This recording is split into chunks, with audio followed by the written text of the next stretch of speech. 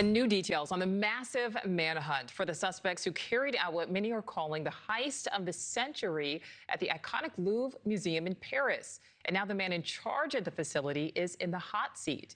The president and museum director has been asked to appear before French lawmakers amid the ongoing investigation to answer questions regarding the museum's security and what may have gone wrong. NewsNation's Jessica Cartalia is live in New York. Jessica, what is the latest? Way for the thieves who stole that priceless jewelry from a symbol of art that we all know as the Louvre. It's a symbol of our history, but there's also growing scrutiny at the lack of security at the famed museum. The museum's president and director, Laurence Descartes, has been officially summoned to appear before the Senate Culture Committee tomorrow to answer some tough questions about this brazen theft.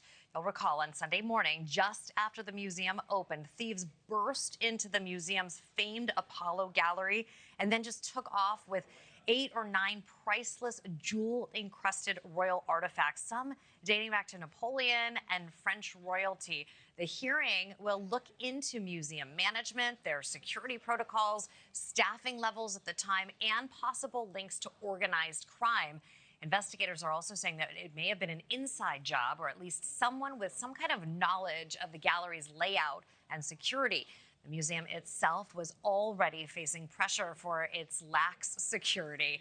Internal audits showed that large portions of the museum lacked full video surveillance, despite some previous warnings saying that the Louvre lacks the necessary equipment to keep the art inside safe.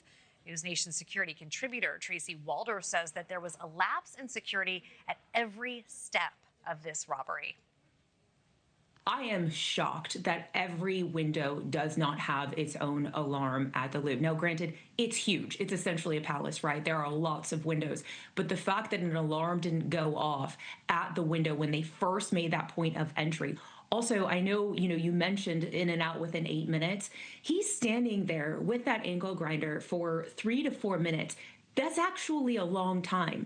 And it's my understanding that there may or may not have been CCTV. This is per the French reporting in some of these areas. So the fact that no one got to them that quickly, a security guard got to them that quickly, is also surprising to me. That internal preliminary audit is set to be released in November. It also showed security protocols actually were not catching up with the increasing number of visitors, Nichole. So even French President Emmanuel Macron calls this an attack on the country's heritage. Yeah, and Jessica, this is not the first time something like this has happened at a famed museum there in Paris. No, it's really incredible. This heist is not isolated. Other cultural institutions in France have recently been targeted, which raises even broader questions about the protection of the country's historic artifacts. One historian even saying that this theft surpasses the theft of the Mona Lisa back in 1911 because it is just so significant. Meanwhile, investigators are going through the surveillance video, looking at forensics of the display cases and the windows, and then also following any leads on the escape route and getaway motorcycles. France's interior minister, however, says the museum's alarm was triggered when the window to the gallery was broken, and that officers arrived between 2 and 3 minutes after a witness called them. France's culture minister told lawmakers today that the Louvre's cameras did not fail, but did not give any more details into how those thieves were able to pull off this heist. If those cameras were in fact working, Nichole, it's just really mind-blowing. Lots of questions here. Okay, NewsNation's Jessica Cartalia, thank you.